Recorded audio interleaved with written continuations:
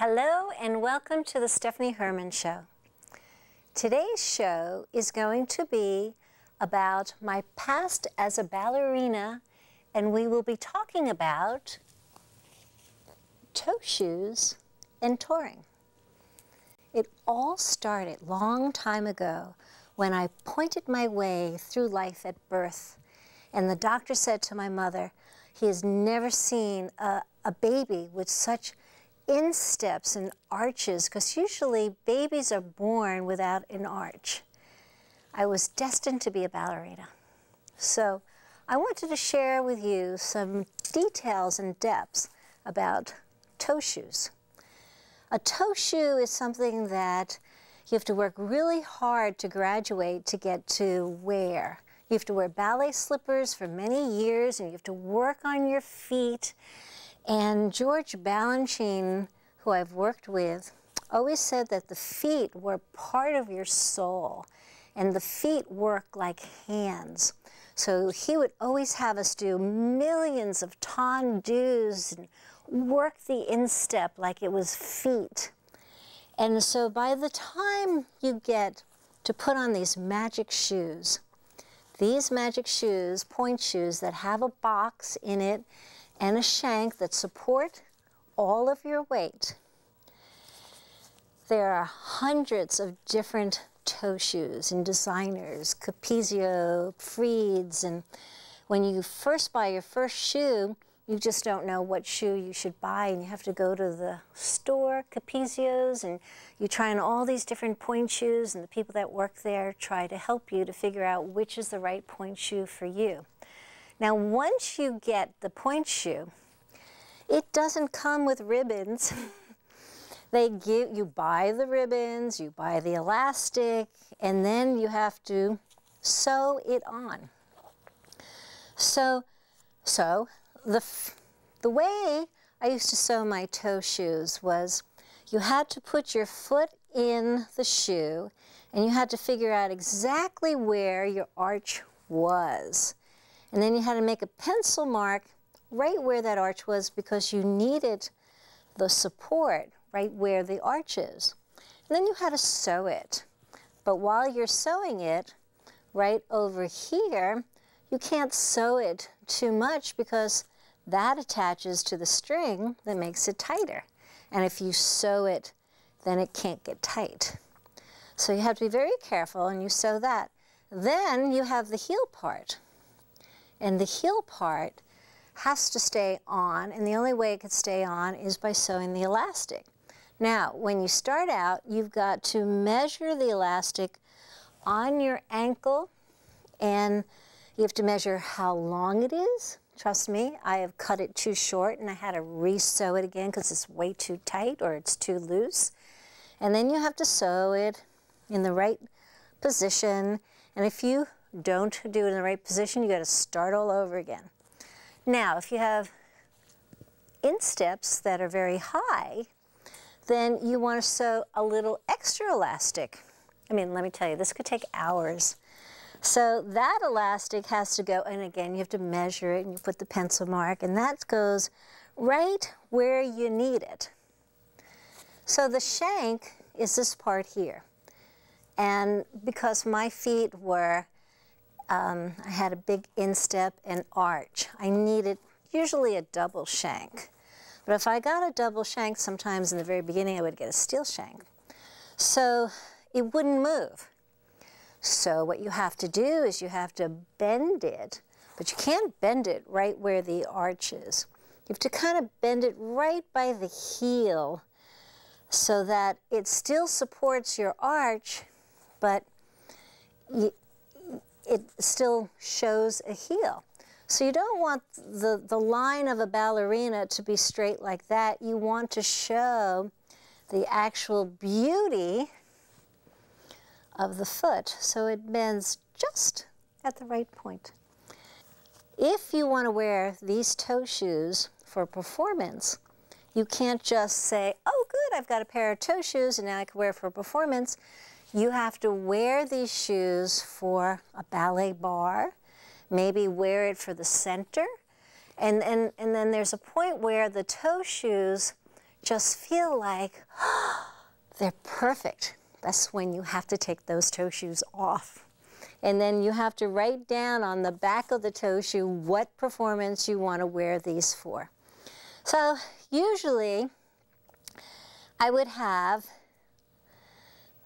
maybe 3 or 4 pairs of pointe shoes for each ballet. So it would say maybe Agon, great.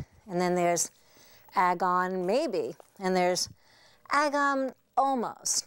So right before a performance, I would get into the toe shoes and, you know, I would feel them out. I would do little jumps, and I would do échappés, and I'd do points, and I'd run around and make sure that they felt good. And if it sounded too hard, this is what I would do. You'd bang it on the floor till you didn't get that sound, so that when you walk, there'd be no noise. And when you bourrée, it would be no noise.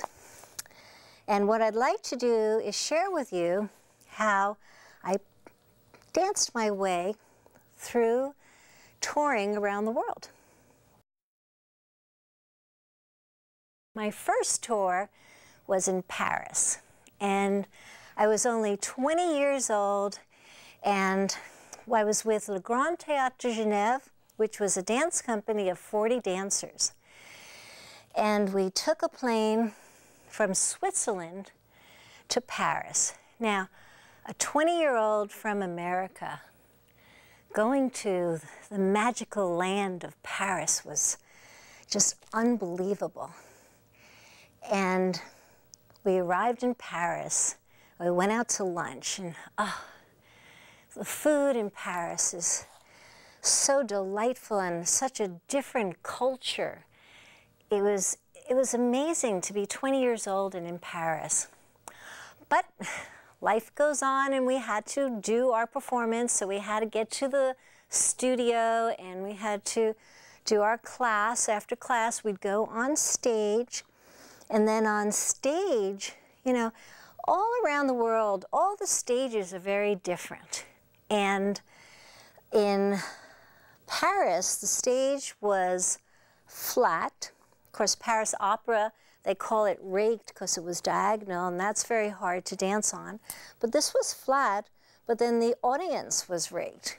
So it made you feel like the audience was in your face, and you have to always get used to where your audience is or where you are on stage compared to the audience. So here we are in Paris, and a third of our company was American.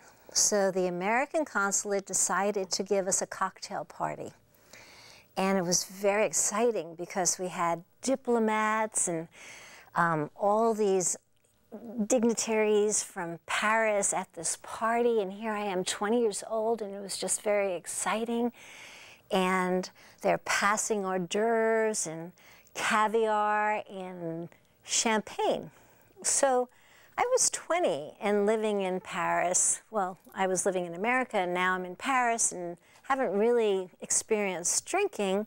And so I took my first glass of champagne, and it was like, that was really good, but I better not drink anymore because we're going to perform that night. Well, after the first glass of champagne, you're feeling like, well, I could do anything I want, and I know, you know, I'm a 20-year-old, I know what I'm doing here, and another glass, and everybody's having so much fun with another glass, 3 glasses, and then all of a sudden it's 6 o'clock and we have to get to the studio, and we have to put on our makeup and put on our tiaras and get ready and take another class. And there we are, taking another class, and it was the first time that I've experienced having to dance a little intoxicated, and it was awful. So I'm going to throw my toe shoes away and show you the serenade, the ballet that we had to perform that night, which is, we had these kind of like a blue leotard attached to like a tulle skirt down to here, and it was 20 dancers that would be on stage, and serenade was just very visually beautiful. And if you raised your leg, you know, the skirt would lift up and it would slowly go down. And there we are. Half of us had the champagne. And we start serenade. And serenade starts where everybody's standing like this. And we're supposed to be covering the moon with our hand. And that moon kept on moving. And it was so hard to go through this choreography. And it took so much discipline for me not to want to just get up and leave. And I was doing well till the back bend.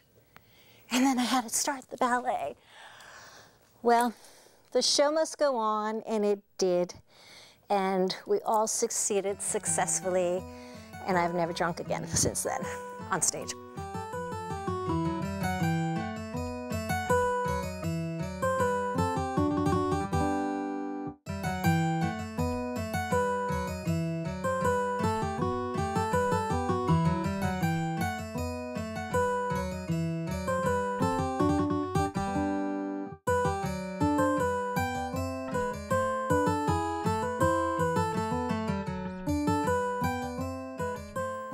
So let me take you to a tour through Spain. Our company, went through all of Spain in about a month, and there was an impresario who took us throughout Spain. Now, an impresario is a person who financially is like an angel and helps out in an artistic endeavor. So this impresario, I think, was watching his nickels and dimes, because he allowed us to tour through Spain, which is very big, in a school bus. And that did not make our company very happy. So we did go to Madrid, which was absolutely wonderful. And we performed indoors at a beautiful theater, and we went out to fabulous restaurants, and it was great. I think we stayed in Madrid about 5 days, and then we got on this school bus and traveled for hours. And, you know, dancers, the legs, they have to be elongated. They can't be cramped in a small little school bus. And so we would have our legs over the chairs and our arms sprawled out. And we made the best of it, and our company was a great, solid company with a lot of friends. And then we went to Malaga, and in Malaga was the first time I ever saw a black swan. And then we went to the Festival of Granada, where we performed at the Alhambra. And the Alhambra was like this fortress with its existence, which dated back to the 9th century. And in the 13th century, it became the residence of royalty. And then they turned it into a place where there were festivities and festivals combining history and culture. And I felt like I was becoming a part of this history and culture. And it was just amazing to be in this place dating back since the 9th century. Now, Spain lives by night. It's a very hot place, and because it's so hot in the summer, it's around 90 to 110 degrees. When we performed, we'd perform starting at 10 p.m. at night to thousands of people at this gorgeous, beautiful place. And because it was so hot, we would have to start our classes at 9 a.m. in the morning, and after a long night performance at 12 o'clock or 12:30 it would end. Then we would have to go out to eat, and by the time we went to sleep and sewed our point shoes, gosh, I think it was maybe 2 or 3 in the morning. And also after a performance, you're so wound up that you just can't sleep. So there it is, 9 a.m. in the morning, and all the guys are wearing shorts, and some girls are wearing bikinis because it's so hot, and we're out there outside, and we're looking at the beautiful cypress trees that were on the sides of the audience that were 50 feet high, in the gardens. And it was such a wonderful, fun, relaxed feeling with this sense of family, because we're touring all through Spain together for a whole month. And it was a time when you could really feel relaxed because you didn't have the pressure yet.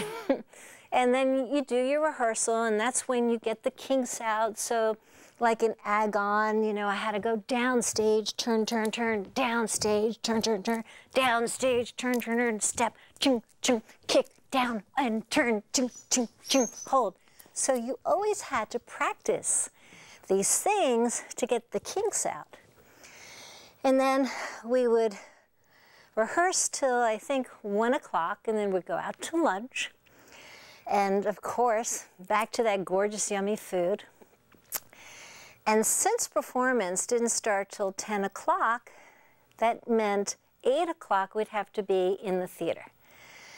So 8 o'clock comes, we put the tights on, and you put your makeup on, and you have the leisure, you're a little nervous, and you have all your candy bars or all your water by your side, and you set up all the toe shoes, and by now you know I have about 10 pairs of toe shoes, and each one has a name underneath for what I'm supposed to do. And then you have to go on for your warm-up. Warm-up is on stage because they don't allow the audience in yet till about 9:30, and it's 9 o'clock, and we're taking our bar. And at bar, everybody's wearing sweatpants. Have you ever seen sweatpants? They're made of plastic, and they're wide. And what it does is it helps you warm up your muscles. Because as a ballerina, your brain has to figure out how to operate every little single muscle in your body, which means that you have to warm up every single muscle in your body in order to control it. And so sweatpants, sweaters, gloves, special booties on your feet to keep your feet warm, to get everything warm. And then once you feel like you're warm, then you have to get the kinks out and practice, or practice with a partner and figure out, you know, which steps are not working for you and what you need to practice. And then by 10 p.m., the show goes on. So there we are in beautiful Alhambra, Granada Festival, and we do the first ballet, Serenade again, and then the second ballet, Agon, where we're wearing leotard, black tights, put on my favorite toe shoes. I do my turns down, partner, bow.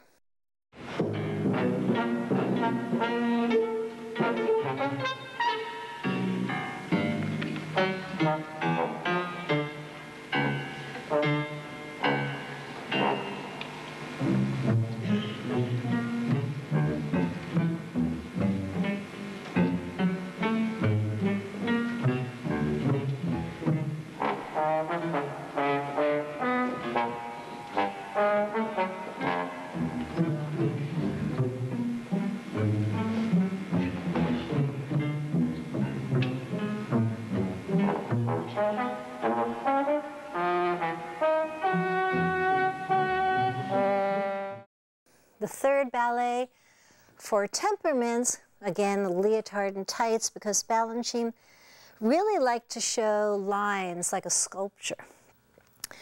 So for Temperaments, I had an argument with my partner, and we were really upset with each other. And I had to look at him like he was my lover. And I could hardly look at him because I was so angry at him. And he was angry at me. So we started out facing each other, our backs to the audience, and I'm not even looking at him. And he's not even looking at me.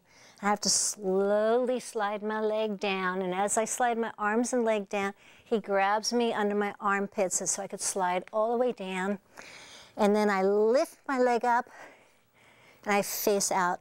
And he puts his arms around me again. I slide my leg out, and I lift my leg up, and I face him again. And I don't look at him because I'm very angry at him. I slide my leg out, and he puts his arm right under my armpits, and the sound of the air under my armpit just made both of us giggle. And there we were, giggling and smiling at each other, and the rest of the show turned out to be fabulous because we looked very connected at that time. So Western Symphony was the last ballet, and Western Symphony is really a fun ballet. It's Western, and we're wearing these beautiful tutus that make us look like saloon girls, and the guys are standing there with cowboy hats, and you actually have the picture of a saloon in the background, you know, and they're chewing gum and very much like cowboy. And we have these cute little hats with little feathers, and it's such a fun way to end the show. And we're doing this, and we're doing our dance, and then we go off, and then the second act comes of Western Symphony, and all of a sudden Glenda falls. Like, oh my God, is Glenda okay? Glenda's fine. And then Debbie falls, and then Jonas falls, and then Sally falls, and then Anika falls, and then it's like, why is everybody falling? And the thing was, in summer in Spain, the dew and the moisture in the air started coming and dropping like puddles. And the rest of the ballet was like dancing around the puddles and trying not to slip, and who's next? But anyway, the show must go on, and there are fabulous stories that just are amazing for a dancer on tour. And then I'm going to take you on another place on our tour, which is Greece. Athens, Greece, again, history that the Parthenon, and beauty beyond belief, and you feel like you're in a time machine, and you've just really gone back into time, and whoosh, there you are. Or Star Trek, you beam me down, Scotty, and there you are, like, wow, in such history.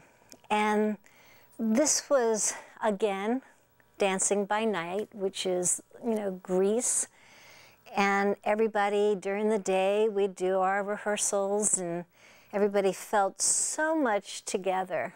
And we had Rudolf Nureyev on that trip with us.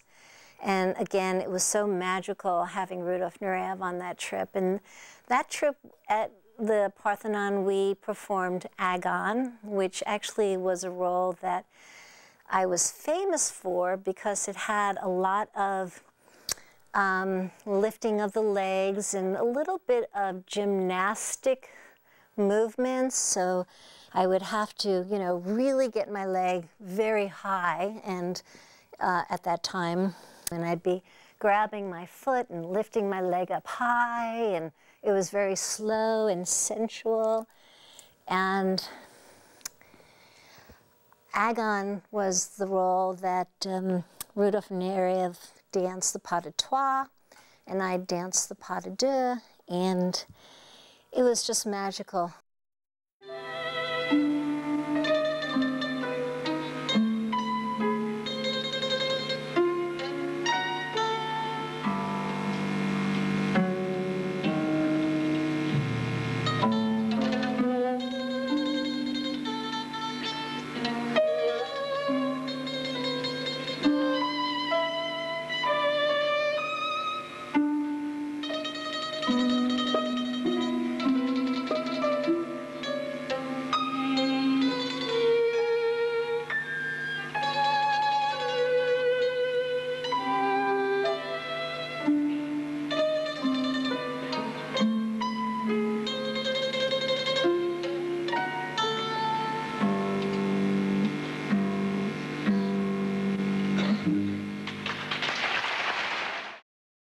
Being there in history, making history, and having Nureyev there. And we also performed Manfred, which is a ballet that he choreographed. And the Greek food was just amazing. And being a ballerina is a lot of hard work. And being being a principal ballerina is extra hard because there's a lot of responsibility laying on your, you know, to have to do things that you may not be ready for, and to go out there if your toes are killing you or if you have blisters. And the show must go on. And it takes a lot of discipline, passion, and drive. And if you have a daughter that wants to be a ballerina, might I suggest to really make sure she loves it or make sure he loves it. And if the child has the passion, never stop a child from dancing. Because I think dancing is a part of life, and everybody, there's a dancer in everybody.